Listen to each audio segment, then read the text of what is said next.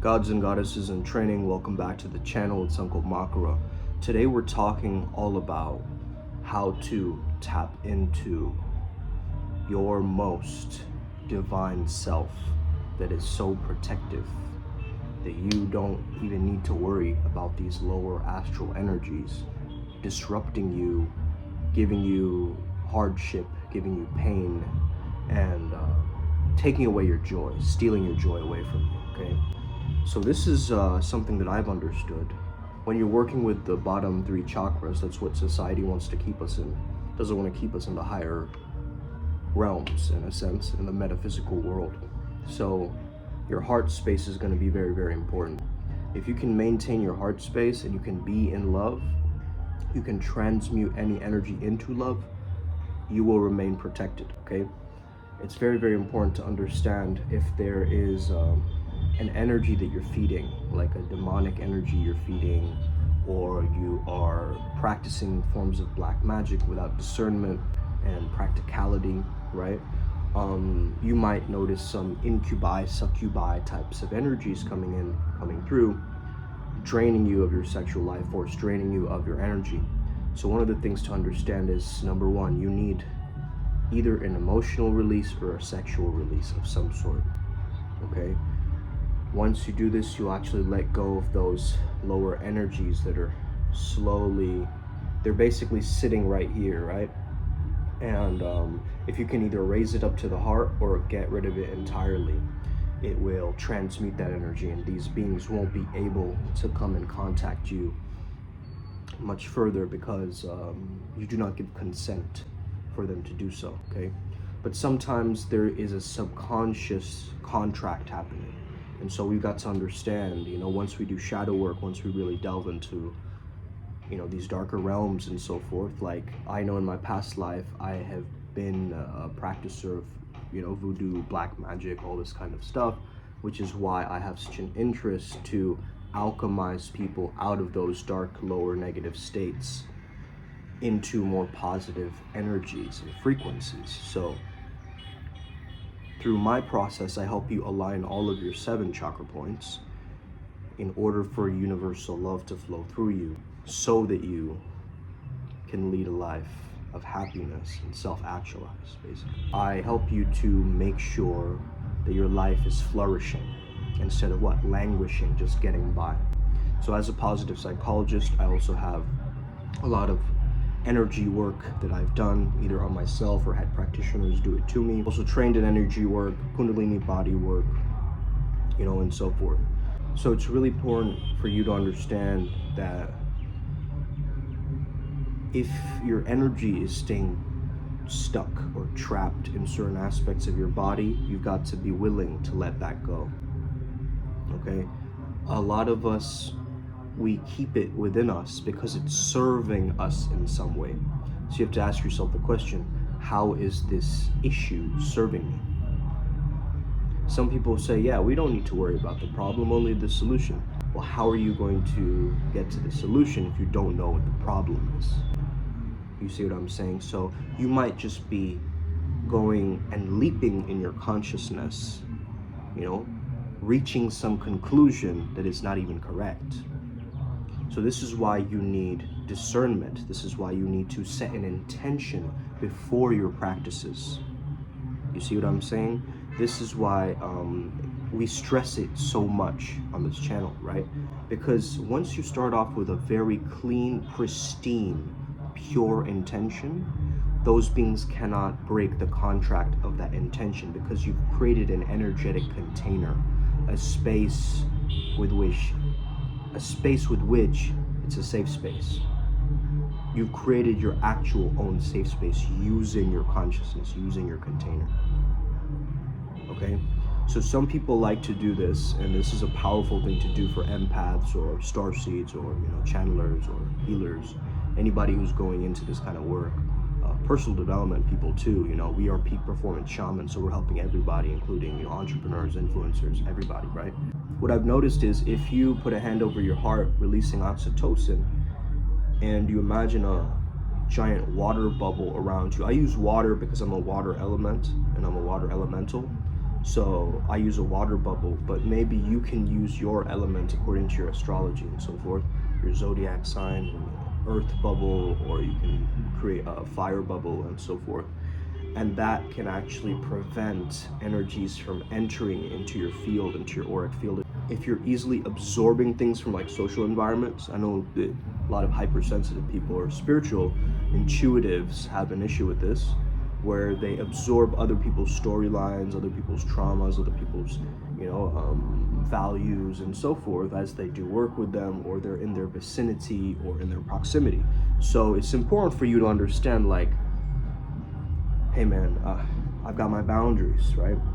As a practitioner, I've got my boundaries, I got my timing, I've got ways that I go about this.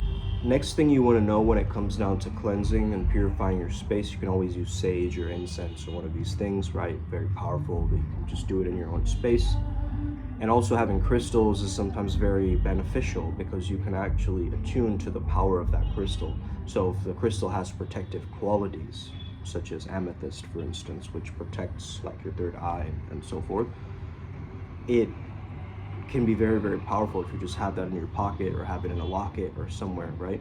I use symbols to transmute. So let's say that someone is bringing me a very dark or negative energy. I can perhaps use the symbol of the Ankh or some other symbol, and I basically imagine it's like some kind of a Yu-Gi-Oh battle, right? They summon their monster card, I summon my monster card, and my symbolic representation is much stronger than theirs. Like, that's the way I think about it. Almost like a rap battle, right? But I came from that world. So I came from the world of rap battling, right? So I understood that the more personal somebody could get in terms of my reality and create punchlines based on that, the more it was gonna hit me and hurt me, right? And so when I'm taking the attack, the spiritual attack, personally, when I'm making it about my ego, it gets a lot worse. You'll start to notice this, man. If you make it about the collective and transmuting that energy back into love and source again, dissolving it back into the infinite, you will understand that you just need to feel through it. You don't need to necessarily latch on to it and let the rage and, lower basal states create more hatred. Because as you're spewing more hatred at that person, you're just creating negative karma for yourself. So you might as well understand that this is an aspect of me that I'm hurting, right? It's a part of me being manifested as another person who is supposedly attacking me. Now, of course, we have a very, very powerful trap card system at Primal Sutra. So we have all of the strategies, right, in place. So when it comes down to spiritual warfare, understand we have a knowledge of war in our bloodlines. We understand what to do already. You don't need to overthink this process, right? Because the more you overthink, actually the enemy wants you to overthink, right? Whoever is coming after you, whatever, understand that you are like a very bright light, and they're the moths, coming towards the flame. But of course, they're going to take notice. I mean, nobody steals from an empty home. So obviously, if you are getting attacked, you are somebody who is very, very valuable, especially in the metaphysical or the spiritual world, okay? So, but don't let that make you like, oh, I'm a special person because, I'm getting negative energy hurled at me. No, it's just a byproduct of you being authentic and, being in your own polarity. There are gonna be some people who like you, some people who don't, right? And you gotta understand that your vibe creates your tribe, right? The more that you remain in your authentic frequency, you're gonna bring in the right kinds of people. You're gonna magnetize and manifest the right kinds of people. Because if you're being fake, you're gonna bring in fake people into your life. If you are, let's say, putting on this persona fatigue, right? Pretending to be somebody, but you don't walk your talk, you're gonna bring in people exactly like that. You get what I mean? You're magnetizing people in your life who don't walk their talk, don't have integrity. So it's very, very important that we have a responsibility for our behaviors and actions. We understand that we are responsible for doing things, for saying things, for having things, for approaching this world. And we have a responsibility, meaning we have an ability to respond, okay? Don't overthink it, don't react impulsively, react constructively. If the enemy is coming at you with all this personal baggage, maybe it's even theirs, right? Or maybe it's just transferring onto you from somebody else. You don't even know, right? There could be so many other logistics involved. But I'm just saying, primarily for these darker energies, let's say that you're just in the darkness, you're in the abyss, right? You're kind of in that depression, you've hit that rock bottom, you're in that phase. You need to find ways to laugh, you need to find ways to soften, you get what I mean? To meditate, to release, to crush that ego down so that you can jump and transcend. You see? Because the more you attach to the past, you'll get heavier. But the more you attach to the future, you'll get more frantic and agitated. So you might as well find a blend or a midpoint where you're being in the moment. All your power, you are able to access through this moment. Think about it. Really be present with this. Harmonizing all of your chakras will change your entire outlook on life. Why? Because you're coming from a different state of consciousness. Imagine peering through and seeing through the bullshit, right? If your third eye is actually activated, you can see through the mind, you can see through the illusion, you know exactly the puppet strings and everything that's going on, right? You don't need to research it. You have a guttural sense, you have a knowingness about this, right?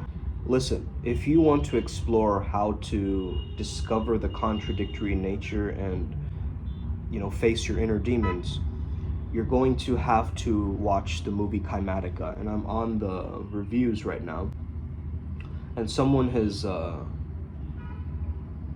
wrote this little article, Erica K. She's saying, echoes the timeless lessons of the Matrix. I want to read this out to you. So Agent Smith is saying, I'd like to share a revelation that I've been having during my time here. It came to me when I tried to classify your species, and I realized that you're not actually mammals.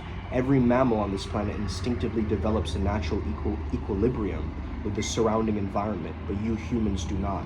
You move to an area and you multiply and multiply until every natural resource is consumed, and the only way you survive is to spread to another area. There is another organism on the planet that follows the same pattern. You know what it is? A virus. Human beings are a disease, a cancer of this planet. You're a plague and we are the cure. And then he says, goodbye, Mr. Anderson. And Neo says, my name is Neo, right? So Kymatica asks if we will decide to really be alive by becoming conscious and accepting our true selves, or choose the inevitable death and annihilation of humanity by remaining slaves to the fear of being independent in this chaotic, awesome existence. Okay? So you might have recognized this, that the solution might be, I'm just gonna be lonely. That's not the way out. The way out is to be social, to be around people you really care about, like deeply care about, where you feel a belongingness in a tribe. If you're not part of the solution, you're part of the problem. All right, so let's see the description of this. So it says, evolution is a term to define only one organism, and that's the self. The self is the universe. The self is the alpha and omega, God and infinity. And that's the only thing that evolves because we're all part of the self. Nothing goes through an evolutionary process alone or without direct beliefs to the whole.